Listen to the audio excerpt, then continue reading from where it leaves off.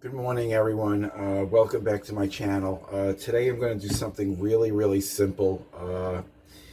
I know most of you know how to make a regular cup of coffee. I'm going to show you basically how to make a perfect cup of espresso. So let's get started.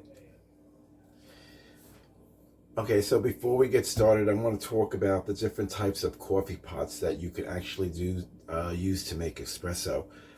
This is the one that I normally use. This actually will make 2 cups of coffee. Maybe you could squeeze out 3, but this will definitely make 2 cups of coffee. So if it's just you and someone else and you want to just make 2 cups of coffee for after dinner, this is the pot that you want to use. It's the mini, so it's very small.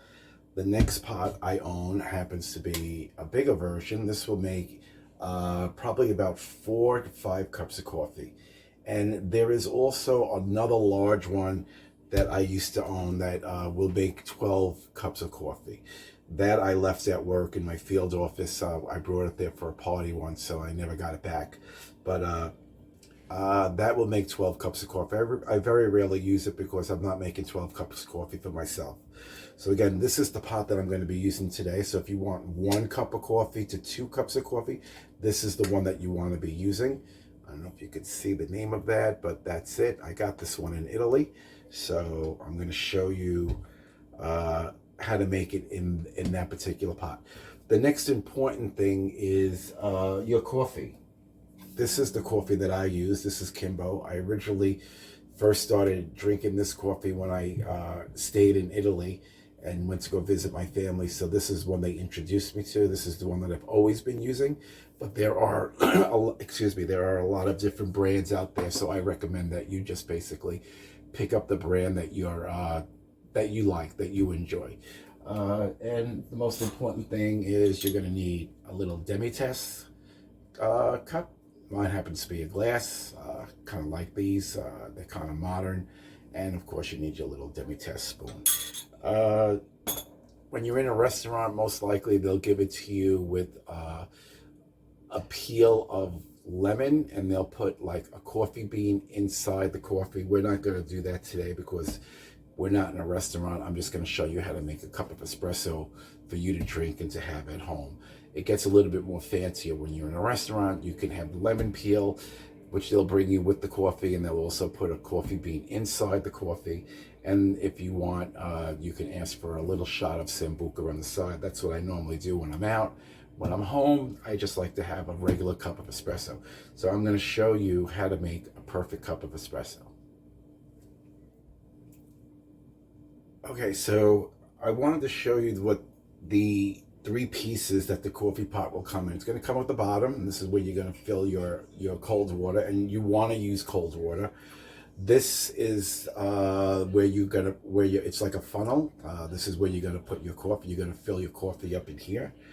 And this is the top portion where your coffee is going to actually come out through these little baby holes here. When the water starts to boil, it's going to come up this little tube, and it's going to fill up right in here. So those are the 3 units. I just wanted to point out on the side, this is an air pressure valve that you don't have to do anything with, but basically what it does is the steam will come out of here. If you look inside, a lot of people make the mistake of filling the water up to this rim. You'll see a rim right about here. I don't know if you can see that. There's a rim right here. Most people fill that up with water. That is wrong. You're going to have a lousy cup of coffee.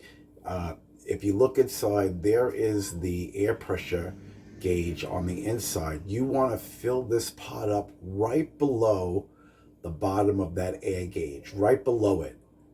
So that's as high as you want to go with your water.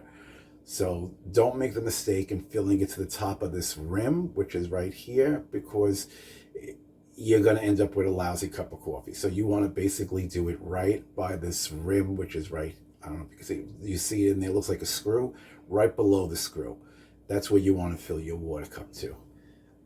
So let me get the water going now, and I'll see you in a bit. Okay, so I got my pot filled, and again, it's right below the little pressure valve that's on the side. So make sure, like I said before, you don't want to go over that pressure valve. It has to be cold water. You want to put your coffee holder in. And trick is not to pat it down. So fill it up to the rim.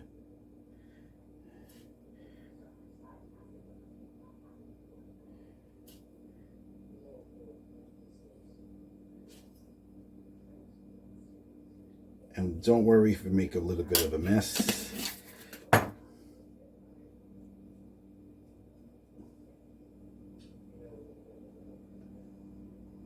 Okay, so you've almost formed like a pyramid. Then you're going to put the cover directly over it, and you're going to screw it down very tightly. Okay, and that's it. So now we're going to put it on the oven, on the stove, and we're going to cook it until it actually comes up to the top of the coffee maker on the top. It's like I said, it's going to come out of the coffee is going to come out of this little hole on the bottom, and it's going to fill up on the top. And I'm going to show you what that looks like when the coffee's done in a couple of minutes. Okay, so I have the coffee on the stove and it's cooking. It should be done in a couple of minutes. I just wanted to talk about the coffee pots again. Again, there are a lot of different types of espresso pots that you can buy. I kind of lean more towards the standard, which is the one that you put on the flame. I kind of like that one better than actually using like a pod system where you buy the espresso in small little pods and you use a Keurig machine. It doesn't really taste the same. You're better off just brewing your own. It takes about a couple of minutes and you get a better tasting cup of coffee. When I was younger, there was an old pot. I don't have that one, but there was an old pot of coffee that you used to fill up with water on the bottom, and you would put the coffee up on top, and you would basically put that on the stove, and you would cook it until the water was actually boiling. Then what you would do is you would take it off the stove, and you would actually turn the pot, literally turn it upside down, and you would wait for the water to actually drip through the coffee, and it would accumulate on the bottom. That's a nostalgic cup, an espresso pot.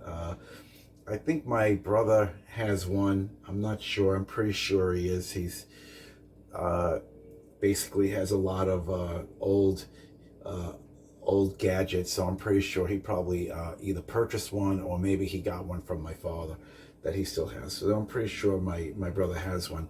But a lot of Italians still use that old one, and I'm going to show you what it looks like by popping a photo right about here. This is actually what it looks like. So if you can actually find that somewhere, that's the best, one of the best cup of coffees you can buy.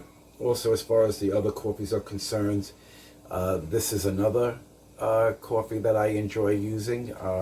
When I don't have the Kimbo, again, I suggest you just use the coffee that you're used to and the coffee that you like. I'm just showing you how to prepare a cup of espresso to make it perfect. Don't overfill the pot. Keep it right below the boiling little steam knob. You want to keep it below that. When you fill your coffee cup up, when you fill your coffee portion up, you want to make sure not to pat it down. That a lot of people have the tendency of trying to pat it down to make it very tight. You want to just pile it up until it forms like almost like a pyramid. And basically you're going to put the cover of the coffee pot on and you're going to turn it, and that's what's going to compact it down. And then you're ready to go. And you put it on the stove and let it cook. And then you're ready for, I'm going to show you where to put the sugar. Some people don't take sugar. Some people just like it plain. Without sugar. I need to have sugar in my coffee. A lot of Italians drink espresso with some kind of sweetener in it. I do like sugar. My coffee is about boiling. It's about ready. I can hear it. So I'm taking it, I'm shutting off the stove. But don't put the sugar in your coffee cup. That's a mistake that Americans do. When you're in Italy, that's a no-no. So I'm going to show you, my coffee's done, and I'm going to show you actually what it looks like and where to put the sugar. So just be back in a second. Okay, so my coffee's done, and It's very hot, so be careful. So that's what it looks like. That's a really good, it looks like a really, really good cup of coffee. Now I'm going to show you, like I said before, don't put the sugar in your espresso cup. You want to basically put the sugar, I'm turn this around.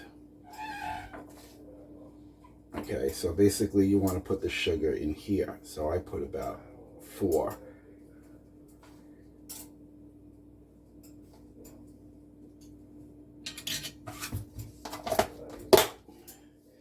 Okay, and then you're gonna stir the sugar around.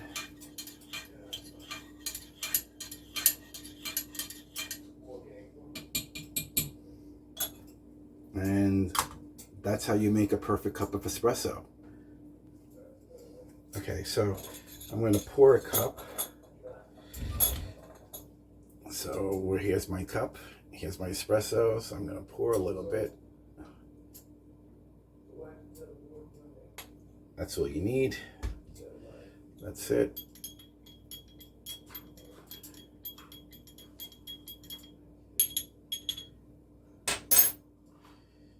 Okay, now for the most important thing, we're gonna actually taste this cup.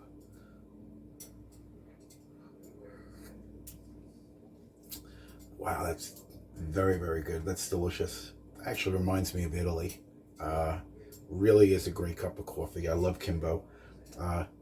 So make this at home. You can have it in the morning when you get up, before you go to work. If you want something to get you going, I would suggest making a cup of espresso on the go.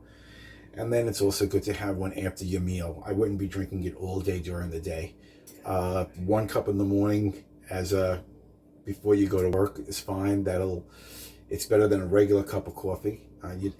You have to get used to it. And then also one after you have your meal, helps you digest. It's a great relaxing cup of coffee. Cheers.